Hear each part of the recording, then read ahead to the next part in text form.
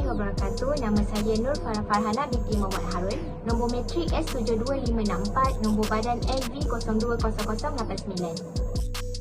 Assalamualaikum dan selamat sejahtera. Saya Kadet Muda Paskam Muhammad Hakimi bin Muhammad Hadi.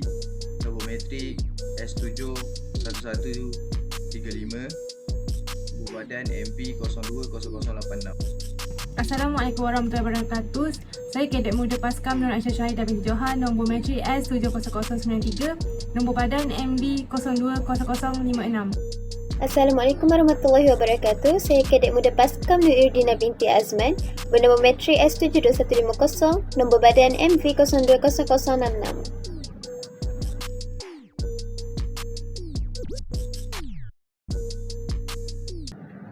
Agensi Penguatkuasaan Maritim Malaysia ditubuhkan sebagai hasil daripada kajian beberapa tahun mengenai keperluan untuk mempunyai pasukan pengawal perairan yang beroperasi di seluruh negara.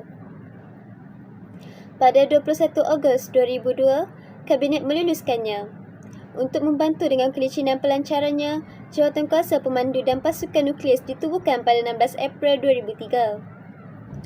Akta APMM Akta 633 berkuat kuasa pada 15 Februari 2005 dan APMM mula beroperasi pada 30 Oktober 2005. Tetapi APMM hanya dilancarkan secara rasmi pada 21 Mac 2006. Laksamana Maritim Datuk Muhammad bin Nik berkhidmat sebagai Ketua Pengarah APMM pada mulanya.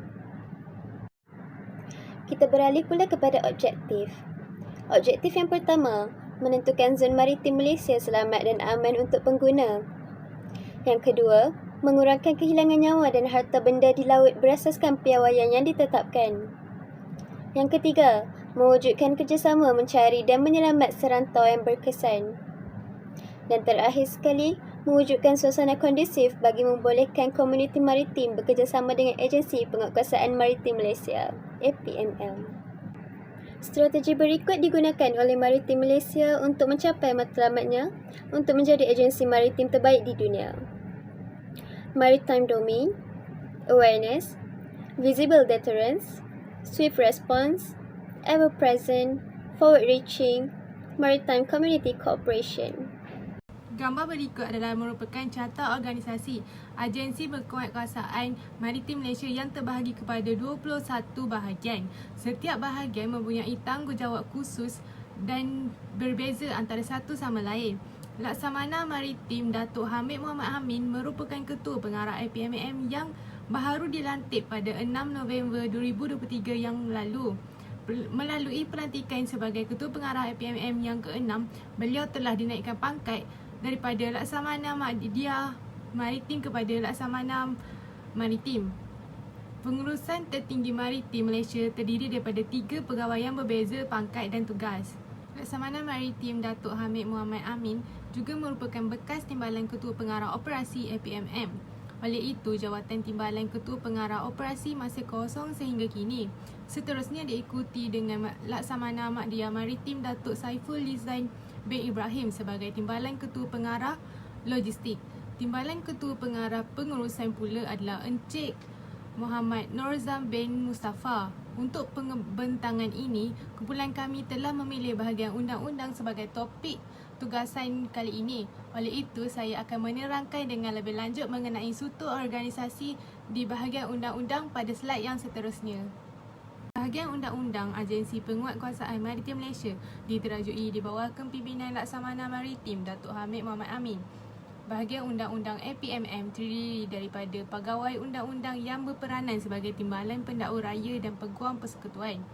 Bahagian undang-undang diketuai oleh Puan Naziah binti Mokhtar atau Sota yang berperanan sebagai pengarah di bahagian itu.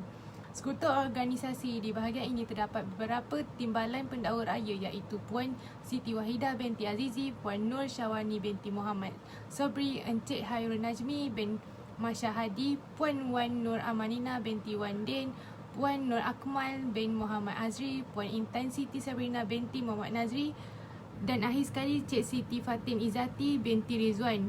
Penolong pengarah kanan pula adalah Lieutenant Komander Madya Nur Hidayah binti Muhammad Nur, manakala Lieutenant Muda Madya Nur Muhammad Farhan bin Muhammad Hamil merupakan penolong pengarah. akhir sekali ialah Puan Nuriani binti Abu Syamah merupakan setiausaha pejabat. Seterusnya, kita masuk kepada fungsi bahagian undang-undang dalam APMM. Yang pertama, mereka berfungsi untuk menjalankan hak dan kuasa pendakwa raya selaras dengan Seksyen 376-3 Kanun Tata Cara Jenayah Akta 593, di mana mereka berfungsi untuk mengkaji kertas siasatan, memberi nasihat serta mengeluarkan arahan kepada penguatkuasa APMM mengenai siasatan dan izin pendakwaan. Yang kedua, mereka berfungsi untuk mengendalikan segala dakwaan di mahkamah mengenai kesalahan yang dilakukan dalam zon maritim Malaysia di bawah Undang-Undang Persekutuan. Mereka juga berfungsi untuk memberikan khidmat nasihat mengenai semua bidang undang-undang dan perkara yang dirujuk kepada Ibu Pejabat, Pejabat Maritim Negeri dan Zon Maritim APMM. Baiklah, seterusnya saya akan sambung untuk tujuan bahagian undang-undang dalam Agensi Penguatkuasaan Maritim Malaysia, APMM.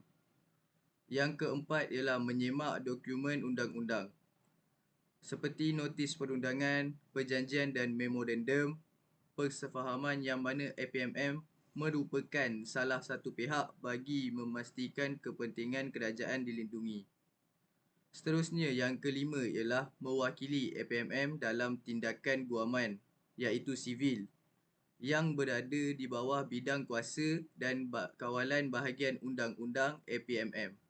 Yang terakhir ialah menyemak penggubalan perundangan utama, perundangan subsidiari dan perundangan pindaan yang berada di bawah kawal selia APMM sebelum dikemukakan kepada Jabatan Peguam Negara untuk kelulusan.